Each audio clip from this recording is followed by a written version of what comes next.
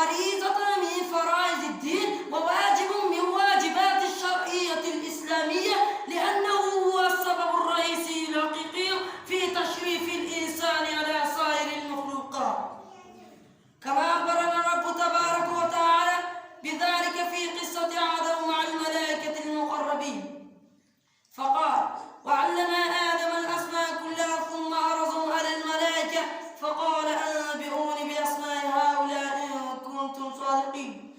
قالوا: سبحانك لا علم لنا إلا ما علمتنا إنك أنت العليم الحكيم. وقد سماه الله تعالى بالحكمة في آية أخرى فقال: يؤتي الحكمة من يشاء ومن يؤت الحكمة فقد أوتي خيرا كثيرا. قال العلماء: المراد من الحكمة إصابة العقل والعمل بإحيان العلم النافع والعمل الصالح. وعن معاوية بن أبي سفيان رضي الله تعالى عنهما عن النبي صلى الله عليه وسلم أنه قال: من يريد الله به خيرا يفقهه في الدين وإنما أنا قاسم والله يعطي. أيها الإخوة،